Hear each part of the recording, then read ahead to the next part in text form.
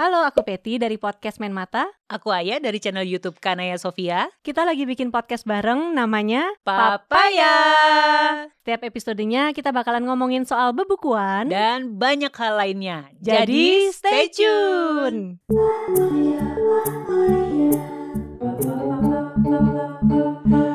Hai. Halo. Jadi selamat datang di podcast apa? Papaya. Maafkan kalau agak fales. Iya. Kenapa namanya Papaya? Jadi sebenarnya itu sebuah singkatan ya dari sebuah podcast Peti dan Aya. Dan sebenarnya harusnya kita sambil makan pepaya gitu ya biar lebih afdol. Tapi pepaya belum dibeli. Terus biar kayak lebih menghayati harusnya ya. Terus kayak kita sebenarnya agak males ya. Cuma nyingkat podcast Peti dan Aya. Papaya. Padahal tuh pendek ya. Iya bener. Anyway, libur lebaran ngapain aja kemarin ya? Kemarin lumayan sih, kayak seminggu tuh orang-orang kan pada libur, terus kayak kantor-kantor juga emang diliburin. Jadi aku sebagai content creator gitu ya, klien-klien tidak ada yang mengirimkan email. Jadi lumayan bisa bernapas. Damai. Kalau ditanya ngapain aja, paling jalan-jalan sih, nyobain beberapa tempat kuliner yang emang dulu tuh suka datang. Cuman kayak udah lama gak datang lagi, terus kayak iseng yuk coba datang lagi ke sana. Mumpung gitu. sepi apa gimana? Mumpung sepi gitu, dan kayak suami juga kan nggak ada kerjaan kan, nggak ada yang ngajakin meeting atau segala macamnya, jadi ya udah deh daripada di rumah ya belumut gitu kan, terus ya udah datengin beberapa tempat kuliner, terus rata-rata itu di daerah Jakarta Barat sana gitu. Mumpung lagi lancar jadi cari yang jauh-jauh. Apalagi kalau mau ke Jakarta Barat dari selatan kan lewat Harmoni tuh ya. Itu kan kalau hari kerja tahu sendiri macetnya. Nyobain apa berarti? Jadi kemarin tuh nyobain tahu pong asal Semarang, tau gak? Tahu sih, dulu di rumah suka bikin tahu pong, jauh-jauh banget. Jadi ini dulu tahu pong tuh aku udah pernah cobain 5 atau 6 tahun yang lalu, ya kan. Terus tempatnya tuh agak di deket, bener-bener di Harmoninya. Tahu stasiun apa tuh? Stasiun Harmoni ya, Transjakarta Harmoni kan. Biasa dia tuh dulu tuh di situ. Terus emang legendary banget. Emang legendary, rame banget. Nah terus kayak pas kita mau nyobain lagi udah nggak ada. Terus nyari. Oh ternyata tempatnya pindah, dan kemarin kita nemu tempatnya yang baru itu. Dia letaknya di seberang Gramedia Hayamuruk. Itu Gramedia paling tua, tau nggak? FYI ini. Di jalan gedenya itu berarti kan? Bener. Nah itu seberangnya di situ.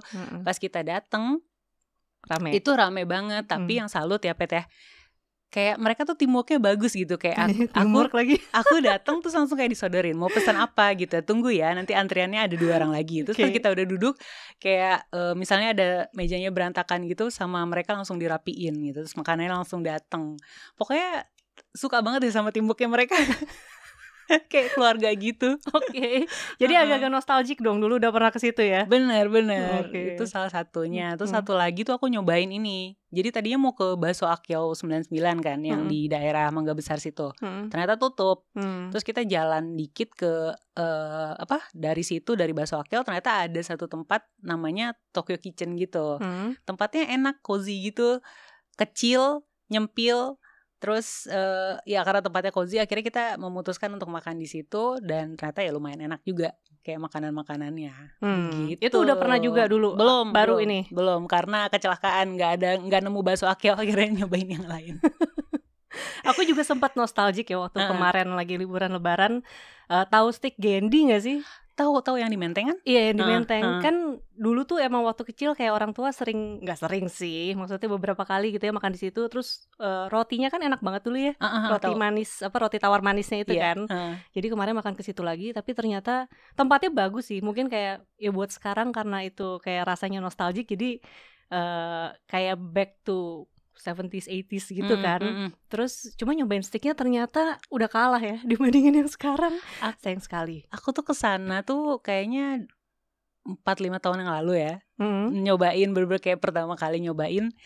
Kayak apa sih nih rasanya, terkenal banget stick Gandhi gitu kan. Pas dimakan ya masih lebih enak itu ya yang Fiesta stick ya. Ya udah nggak apa-apa deh. Jadi pengalaman, jadi tahu. Tapi tempatnya bagus. Tempatnya sih menang sih. Nah kalau buku nih, kita dari tadi ngomongin makanan ya. Gimana sih, katanya mau ngobrolin soal bebukuan nih. Ada buku-buku yang lagi nostalgic juga nggak? Nah berhubung kita temanya nostalgic, Tiba-tiba bikin tema episode ini nostalgic ya.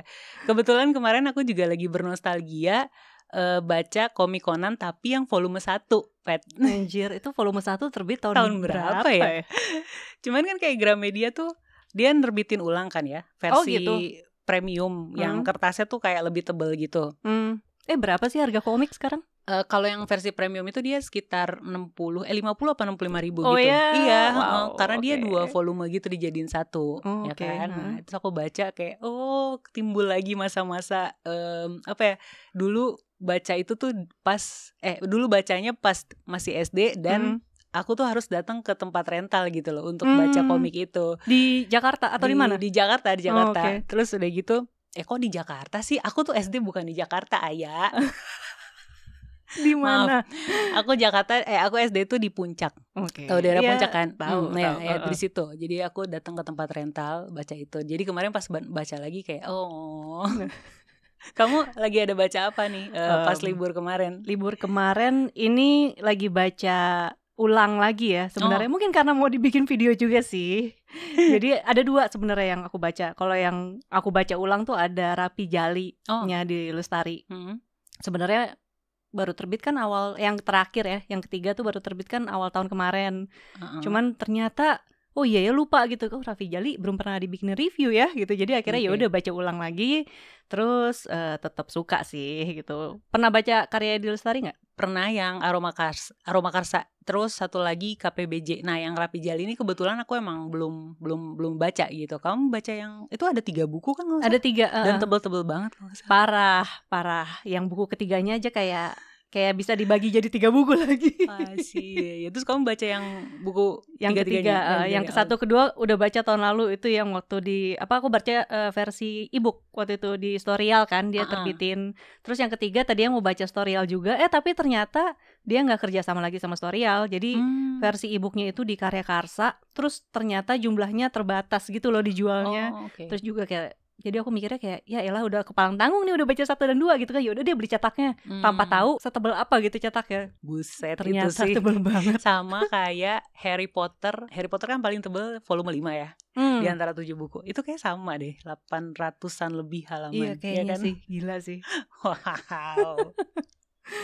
Nah, terus kemarin berarti selain baca buku yang lama, ada nonton apa enggak gitu? Kan mumpung kayak nggak ngapa-ngapain gitu selama liburan.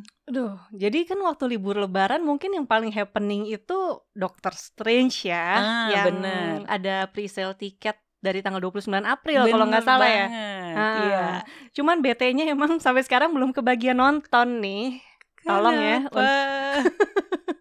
Nggak sempet banget. Gitu. Kamu udah nonton? Tentunya gitu ya. Gimana? Entah kenapa kayak agak sedikit beda feel-nya. Atau karena udah lama gak nonton filmnya Doctor Strange yang sendirian gitu, bukan yang dia bareng sama Avenger. Jadi kayak ini siapa ya, itu siapa ya gitu kan. Tokohnya lupa semua. Tapi giliran ada, ini ada di trailernya kan ya, Wanda emang ada di trailernya. Ada.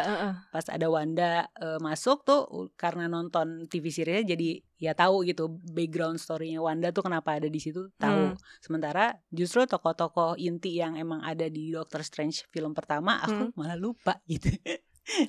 Ya, tapi ya so far bagus sih ya, namanya juga yang main Om Benedict ya. Sebagai fansnya Om Benedict, aku akan menonton apapun yang dia bintangi. Aku juga. Makanya walaupun agak telat, pokoknya pasti ditonton ya, dan kayaknya harus nonton di bioskop gitu ya. Emang waktu itu pertama kali suka atau mungkin ngelihat si Om Benedict ini main kapan sih? Aku inget dulu tuh dia pernah main di yang film tentang mecahin kode. Ada mesin buat mecahin kode. Nama mesinnya Enigma, tapi kayaknya itu bukan judul filmnya. Yang Alan Turing itu bukan sih? Dia jadi itu ya? Iya. Tapi lupa judulnya apa ya? Iya. Pertama kali di situ. Kayak oke, keren gitu kan. Tapi baru termehek-mehek gitu ya pas dia jadi Sherlock di TV series yang versi BBC. Itu kayak keren banget. Terus adik aku sih sebenarnya yang lebih ngefans sama dia. Makanya waktu film Doctor Strange pertama tayang, dia yang ngasih tahu aku, ini nonton yang main Benedict. oh oke, ya udah pas udah nonton keren banget. Jadi dari situ ya udah deh, apapun yang dibintangi harus ditonton harus ditonton. Kalau kamu pertama kali perkenalan Star Trek nonton nggak? Oh dia main Star Trek, bukan Chris Pine yang main Star Trek. Bareng Chris Pine kan dia jadi villain kan. Biasa kan orang Inggris suka dijadiin musuh gitu ya sama di film-film Amerika ya. Yeah, terus kebetulan dia jadi villainnya, terus kayak oh wow siapa itu gitu.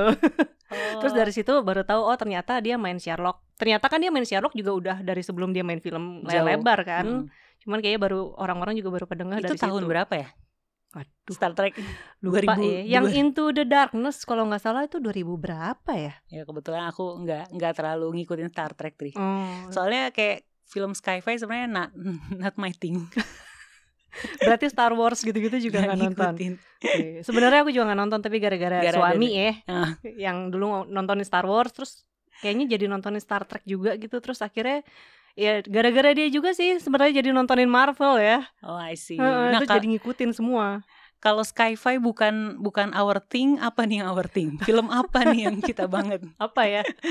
Kalau aku sih yang aku banget selain thriller, horor sih pastinya. Oh horor. Kalau nggak salah waktu di Bookber kemarin kamu juga bilang suka nonton film horor kan? Suka nonton horor. Sebenarnya itu juga aku tuh penakut ya aslinya ya. Emang gara-gara suami juga nih. Kalau aku nonton ini kayaknya yang romcom, yang drama-drama gitu loh biasanya. Terus gara-gara dia suka nontonin horor, akhirnya jadi suka nonton film horor. Terus akhirnya sekarang kayaknya di Netflix kemarin ya, kita lagi lihat-lihat Netflix itu, nih kayaknya film horor udah kita tontonin semua deh.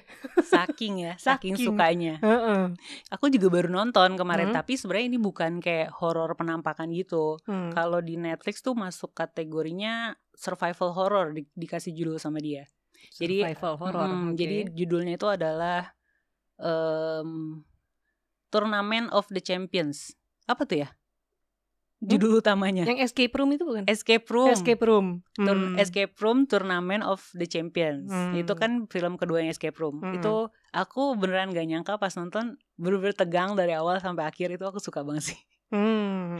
Sama satu lagi film horor itu ini Don't Breathe. Tapi itu juga bukan menampakkan, lebih kayak tegang banget ya. Tegang dan gore gitu, kayak berdarah-darah. Itu kamu udah nonton belum? Udah, yang pertama sama yang kedua. Tapi kayaknya lebih tegang yang pertama deh kalau aku ngerasanya ya. Mungkin ya, yang kedua karena ada sentuhan anak kecilnya itu, jadi kayak ada lebih emosional gitu ya. Tapi menurut gue kayak lebih berdarah-darah yang kedua nggak sih, enggak ya? Sejujurnya agak lupa. Nah si Don't Breathe 2 tuh gue ngerasanya kayak lebih seru. Terus karena ada anak kecilnya itu, yang anak ceweknya, gue merasa lebih emosional dibanding yang Don't Breathe 1. Kalau Don't Breathe 1 emang sama sih, tegang dari awal sampai akhir. Tapi karena yang masuk ke rumahnya itu bukan siapa-siapanya dia gitu, jadi kayak oh yaudah ini survival doang, antara hidup atau mati, siapa yang bakal hidup, siapa yang bakal mati gitu kan. Sementara yang Don't Breathe 2 ini karena ada si anak kecil itu, kayak gue lebih care gitu loh. Aduh masa anak kecil mati sih gitu kan. Gitu, jadi kayak lebih emosional, lebih gore juga, lebih banyak darah di dalam situ. Gitu sih menurut gue. Sukanya berdarah-darah ya. Berarti lebih suka yang kedua daripada yang ke satu. Iya. Oke. Sebenarnya faktor lupa juga sih detail yang pertama kayak gimana. Aduh. Maaf nih ya, ini agak-agak serak-serak gini. Entah kenapa memang dari Juli tahun lalu tuh kan COVID lagi tinggi-tingginya, 2021 tuh ya. Aku kan sempat kena juga. Oh, sama. Kena juga. Gejalanya apa? Anosmia, pasti flu berat waktu itu. Terus udah gitu anosmia selama beberapa hari lah gitu ya. Cuman abis itu emang sampai sekarang nih, kayaknya kalau ngomong agak panjang dikit tuh udah pasti serak terus ujung-ujungnya batuk gitu. Pakai tadi sempat batuk beberapa kali, harap maklum. Tapi jam segini gue juga biasanya ini sih pesen kopi sih jam segini. Iya ya, mungkin buat melepas ini ya, biar dahaganya. Bener. Oke, coba kita pesen kopi dulu yuk dengan kekuatan Magic Editing. Yeay, sudah ada kopi Magic. Ya udah kita minum dulu ya. Seseruput 2 seruput. Boleh lah. Lucu banget sih nih gambarnya kucing. Kucing dong. Kebetulan aku suka kucing. Kamu punya kucing gak di rumah? Kalau kamu nontonin reading vlog aku, beberapa kali tuh kucing nongol. Emang iya? Iya ada. Warnanya oranye gitu. Tidur di kamar apa dia ini? Enggak. Emang pelihara atau gimana? cuma kucing kampung yang suka lewat depan kamar terus kayak kasihan, ya udah kasih aja makanan. Dan satu itu doang atau banyak? Satu aja yang sering datang ke kamar, tapi sebenarnya sekitar tempatku emang banyak kucing-kucing gitu. Sekarang aku kasih juga, tapi yang sering datang ke kamar cuma dia doang. Spesifik ya. Spesifik. Namanya siapa? Dinamain nggak? Namain dong. Siapa? Namanya Cibo. Itu singkatan. Apa? Kucing Cibogel. Bodoh. Oh enggak. Kucing bogel. Cibogel. Cewek apa cowok? Itu dia ya yang jadi pertanyaan. Antara jantan atau betinanya tuh nggak jelas gitu. Kata adik aku kalau kucing betina, kucing kampung udah pasti hamil, nggak mungkin enggak. Nah ini yang ini nggak hamil, berarti ini jantan. Bisa jadi sih. Emang nggak kelihatan ada 2 buah biji di belakang pantat? Nggak ada kan, berarti kan langsung asumsi betina dong. Nah tapi terus kata adik aku nggak mungkin kalau kucing betina, kucing kampung pasti hamil gitu. Dan ini dia nggak hamil. Iya juga, nggak tahu deh, terserah. Aneh juga ya. Ini lumayan juga kopinya. Iya nih, ngomong-ngomong ini tuh lagi promo gitu loh. Jadi kayak lumayan murah lah. Sebelumnya kopi yang sering aku order tuh bukan ini. Terus karena yang biasa aku order harganya naik, akhirnya aku pilihnya yang ini. Tapi emang enak sih. Rekomen banget ini. Anak diskonan ya. Aku juga suka nih anak diskonan nih. Biasanya emang ngopi di mana? Sebut merek nih. Nggak apa-apa. Ini kopi Konichiwa ya kalau yang ini ya. Aku biasanya ngopi Tuku. Oh, Tuku. Cuman kan dulu 2 tahun lalu harganya 18.000 bukan sih? Iya kayak sekarang berapa ya? Sekarang 20.000 ya. Belum nambah ongkirnya. Kayak cari-cari yang lain. Ini sebenarnya juga rekomendasi dari temen booktuber Haris. Kamu tahu nggak sih? Kanvas Kata. Dia pernah nge-tweet dikirimin kopi ini sama pacarnya. Oh, gemes banget. Kepo, Konichiwa apa sih? Cek. Wah, lagi promo, order.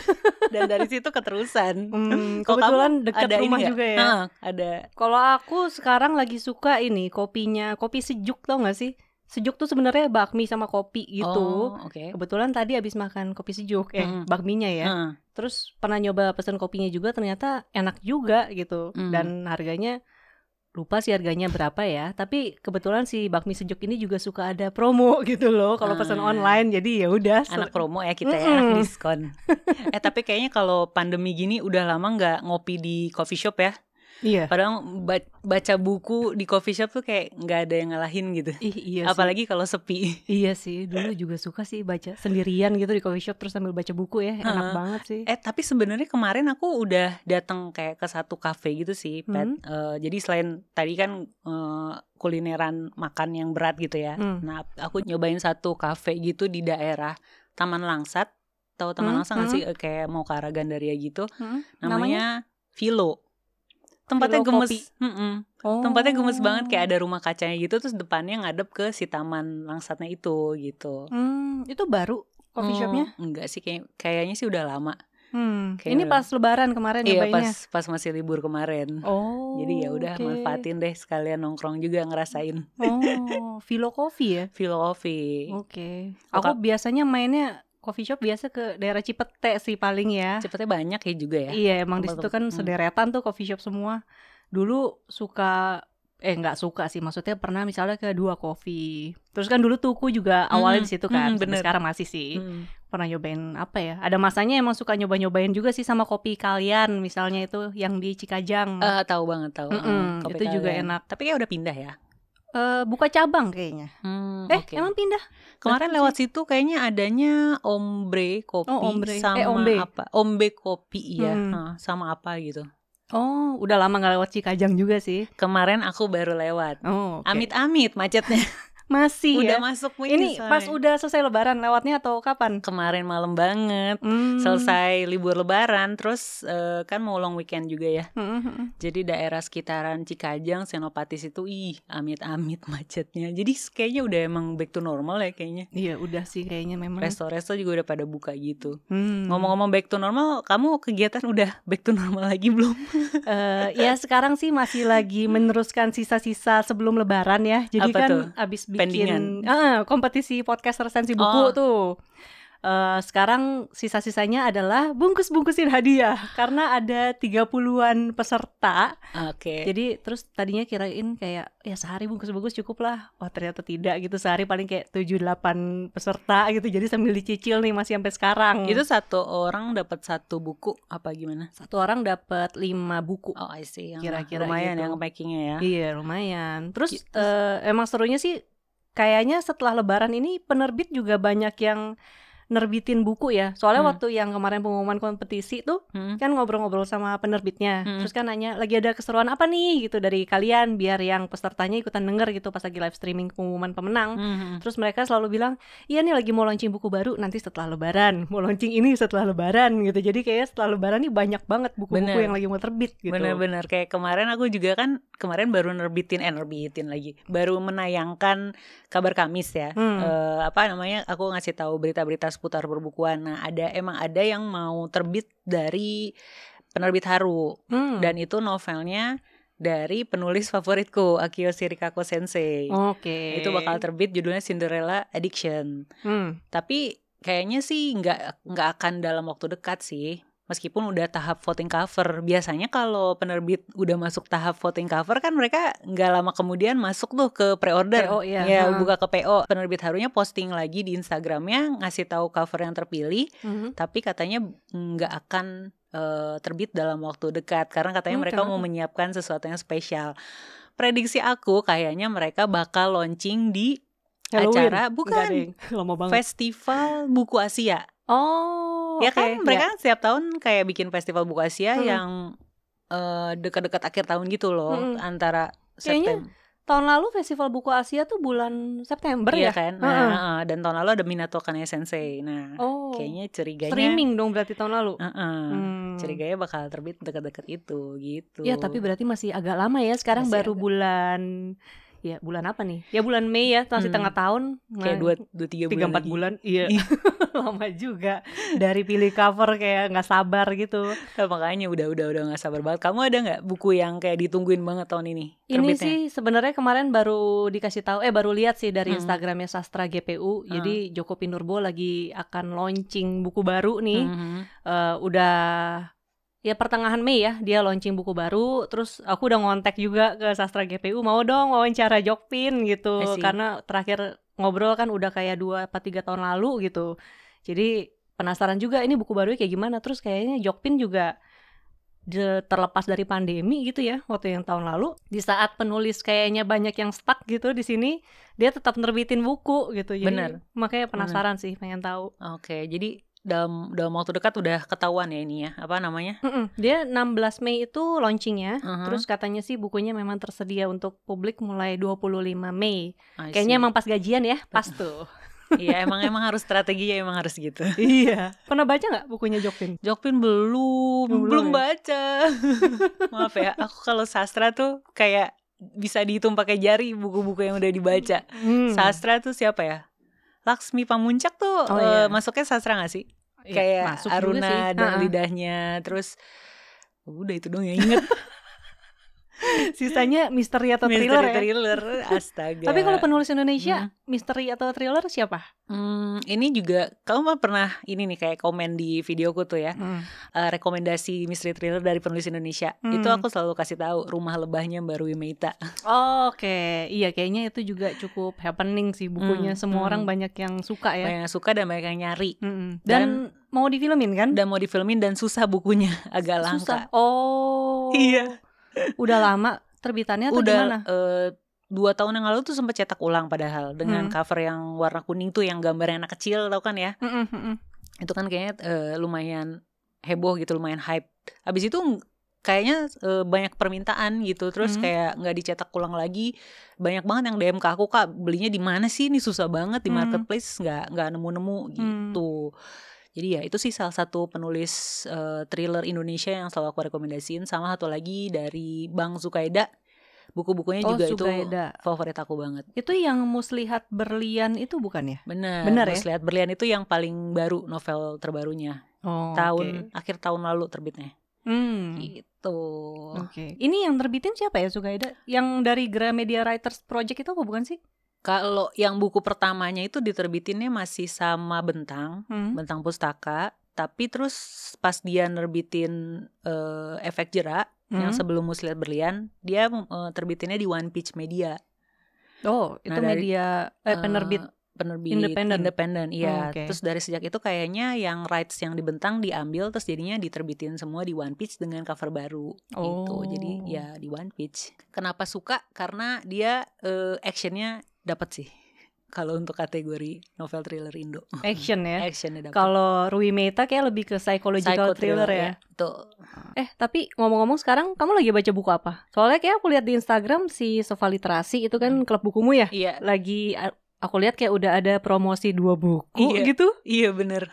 Ada 2. Jadi kayak pengen bikin sebuah perubahan halah. Nice. Terus pengen collab gitu sama klub buku yang lain biar saling cross promote aja sih. Jadi followers Sofa Literasi tahu ada klub buku lain, begitupun sebaliknya gitu. Dan bulan ini tuh kita baca 2 judul. Yang pertama ada No Exit-nya Taylor Adams.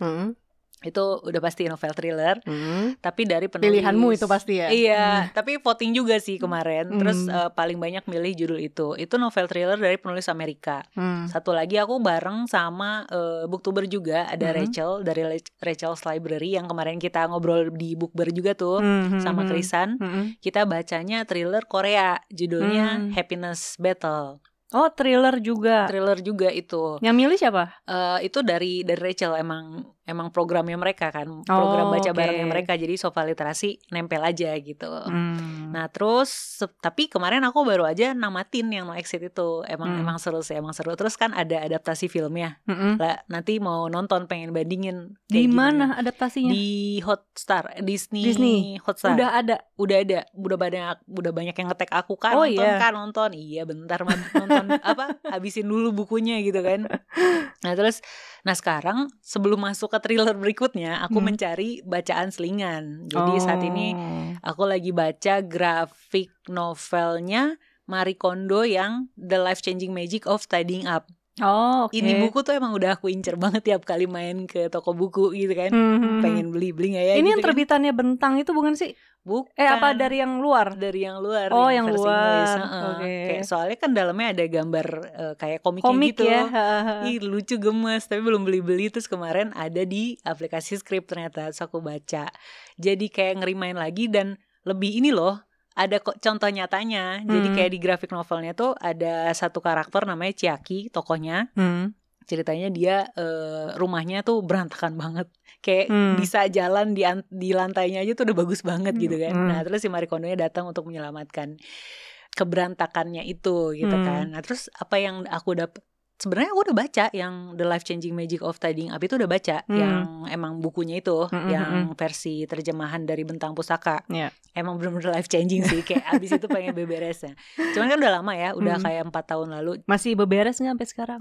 Nah karena baca buku ini jadi kayak tergelitik nih rasa-rasa untuk beberes. Terus apalagi dia kan ngasih contoh nyata. Si Marie Kondo-nya bilang, kita akan lebih baik kalau ngelilingin diri kita dengan barang-barang yang emang bikin kita happy gitu ya. Jadi pilihnya bukan yang mau dibuang tapi yang mau disimpan gitu. Terus aku jadi kayak mikir, iya juga ya, buku-buku gue kayak udah banyak banget. Terus jadi memberikan ide gitu, spark ideas. Oh ya udah deh, nanti gue decluttering. Jadi supaya buku-buku yang spark joy sama gue tuh bisa diambil dalam jangkauan tangan dan bisa langsung gue buka dan gue baca gitu. Nanti ya. Belum nih berarti ya. Nanti ini ada pengertiannya tuh agak fake gitu ya, agak kabur. Rentang waktunya nggak tahu kapan nih kalau nanti nih. Yang penting idenya udah ada dulu gitu ya. Ya intinya itu yang lagi gue baca sekarang. Lagi terinspirasi untuk decluttering gitu. Berarti siap-siap mau ngosongin rak buku nih. Siap-siap bikin unhaul buku. Wah, ini followers di YouTube nih udah harus nunggu nih berarti nih. Ya itulah decluttering things. Jadi ya pas juga kan waktunya setelah lebaran gitu kan. Oh iya benar. Emang aku juga udah baca kan si Marie Kondo yang Life Changing Magic itu yang tulisan yang bukunya. Iya, bukunya, bukan yang graphic novel. Memang suka banget sih sama konsepnya dia yang spark joy itu ya. Gimana kita ya surround yourself with yang membahagiakan lu gitu kan. Terus juga sekarang lagi baca si Meditations-nya Marcus Aurelius. Tahu. Itu yang terjemahan apa yang mana? Yang asli, yang bahasa Inggris. Bukan asli juga ya, dia kan bukan orang Inggris ya. Bener, iya bener juga. Iya, itu ya bukan yang berterjemahan bahasa Indonesia. Bukan yang terjemahan. Okay. Terjemahannya kan Nora Books ya. Aku punya, iya. Oh, punya juga. Oke. Baru dibaca 2 lembar. Tapi kayaknya abis Marie Kondo baca ini cocok deh. Kenapa tuh? Soalnya kalau si Marie Kondo decluttering things, benda-benda gitu ya. Kalau si Marcus Aurelius ini kayak decluttering pikiran, otak. Oh, oke. Jadi, dalam ya. Dalam. Stoik soalnya ya. Stoicism banget ya, filsufnya gitu kan ya. Terus juga pas baca ini kayak apa ya, takjubnya tuh gila, ini ditulis udah 2000 tahun yang lalu. Terus kayak masih relevan banget sama masalah hidup kita sekarang, dan bahkan masalah hidup yang receh-receh pun tuh masih relate banget deh gitu. Udah gitu kan kayak si Marcus Aurelius ini kan kaisar gitu ya. Kayak dia punya segalanya. Iya, punya segalanya. Terus dia memimpin. Terus mungkin sebenarnya masalah hidup dia tuh ya lo memimpin sebuah negara gitu, gimana sih gitu ya. Tapi kayak ternyata keresahannya dia tuh juga banyak keresahan kecil-kecil yang mungkin banyak dialamin sama kita. Jadi kayak pas baca, ih kok ngerti banget sih gitu Cie. Padahal itu jurnal pribadinya dia, itu kan buat menguatkan diri dia doang ya sebenarnya. Yang paling kamu inget apa? Yang ngena banget gitu kayaknya. Yang mirip sama Marie Kondo ya sebenarnya, yang Spark Joy itu. Jadi dia tuh banyak berulang-ulang kali bilang kayak tentang reason. Jadi kayak setiap kita melakukan sesuatu, pastikan kita tuh melakukan sesuatu berdasarkan reason kita tuh apa gitu. Jadi kayak kalau kita punya reason, kita tuh pasti gak akan terpengaruh oleh orang lain. Jadi makanya kayak selama yang mungkin alasan kita untuk melakukan sesuatu itu, kalau misalnya itu bikin kita seneng, ya orang lain mau ngelakuin apa atau orang lain mau bilang apa tuh ya kita tuh nggak akan peduli gitu. Yang penting yang kita lakuin ini ya memang yang kita pengen gitu. Intinya itu sih. Jadi kayak harus punya kayak mungkin filosofi dasar kita atau prinsip dasar kita gitu ya, supaya nggak terpengaruh orang gitu kan. Kalau meskipun aku belum baca yang meditations itu, tapi aku tuh lagi baca yang 365 day to day stoikisme-nya Ryan Holiday, tau gak sih? Oh iya, tahu. Itu kan juga dia masukin berbagai prinsip-prinsip stoikisme dari beberapa filsuf. Jadi gak cuma Marcus Aurelius doang, tapi ada juga gitu. Dan emang paling banyak kayaknya dari Marcus Aurelius. Jadi ya bisa dibilang sedikit baca meditation. Dan emang bagus-bagus sih. Kayak yang paling aku ingat itu adalah ini. Jadi kita kan punya kewajiban untuk bayar pajak gitu ya. Terus sama halnya kayak hidup. Ada apa yang kita dapat tuh harus bayar pajaknya. Jadi kalaupun ada sesuatu hal yang kamu nggak suka, ya udah kerjain aja gitu. Itu pajaknya, nggak perlu dipikirin gitu. Jadi misalnya nih, aku seneng bikin video tapi malas ngeditnya. Tapi ya itu emang jalannya hidup gitu, jalanin aja gitu. Iya juga sih, bener sih. Emang stoikisme tuh bikin kita ini ya kayak iya juga gitu mikirnya. Iya bener. Sama terus ini juga sih. Jadi kayak kan banyak yang bilang live in the moment gitu ya, kayak jangan mikirin banget deh masa depan, terus juga masa lalu jangan do not dwelling too much on the past gitu kan. Dulu mungkin aku mikirnya kayak live in the moment tuh ya lu foya-foya sekarang gitu deh, hura-hura gitu. Tapi sebenarnya kan nggak gitu juga ya. Jadi bukan menyalahartikan maknanya itu loh. Sebenarnya live in the moment ya kita lakuin yang terbaik kita sekarang, tanpa kayak harus khawatir banget ke depan tuh kayak gimana gitu. Di situ tuh si Marcus Aurelius tuh juga banyak lah dia ngomongin soal itu. Gila ya, kayak dia hidup di 2000 tahun lalu, sekitar 2000 tahunan ya? Sekitar 2000 tahun lalu. Yang mana kayak masalahnya juga masalah zaman sekarang tuh masih bisa relate gitu intinya kayak. Iya, makanya udah banget. Teknologi kayak gini tapi ternyata masalahnya masih sama. Tapi intinya apa yang hal-hal sederhana yang dia pikirkan itu tuh bisa di-apply gitu loh ke kehidupan kita. Iya. Dan aku baca yang 365-nya Ryan Holiday itu tuh tiap pagi kan. Jadi kayak meditasi harian gitu. Jadi kayak oke, ini bisa mengembalikan gue setelah hari sebelumnya mungkin gue kayak udah berjibaku dengan berbagai macam pikiran, up and down segala macam. Tapi pas pagi-pagi baca yang kayak begitu lagi, berarti kayak asupan buat otak gitu ya. Jadi netral lagi. Jadi oh ya diingetin, oke hari ini gue harus ngejalanin yang kayak gini nih gitu. Itu bacanya dari awal tahun kemarin atau gimana? Kan ceritanya 365. Iya dari kayaknya aku beli emang sebelum hari berganti. Puitis banget ya. Tapi emang bener sebelum hari berganti menjadi 2002 gitu kan. Emang udah disengajain mau beli? Lagi diskon biasa. Anak diskonan. Tim diskon. Buku gitu juga ya. Itu kan lagi diskon di Kindle, terus kayak beli. Nah pas tanggal 1-nya udah nyicil baca satu-satu. Cuman kadang emang suka kelewat sih, kayak gue belum baca nih misalnya hari ini, atau 2-3 hari belum baca, ya udah dikebut gitu kan. Dan nggak semuanya ngerti juga sih, kayak ada beberapa filosofinya yang kayak ini apa sih maksudnya, nggak ngerti, ya udah dilewatin aja. Tapi kalau emang ngerti, emang ngena banget gitu jadinya, sama yang tadi kita bilang itu. Kayak ada nggak yang paling kamu inget gitu kutipannya? Kutipan pastinya enggak, karena kayak ribet gitu ya bahasa Inggris.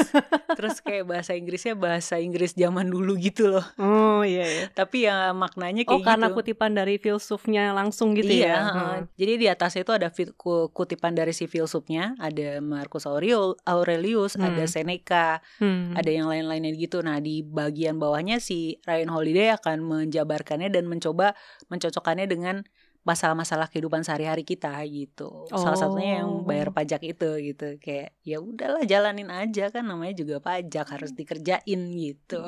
Itu sih yang paling aku inget gitu. Bagian dari hidup aja udah ya. Hidup gitu.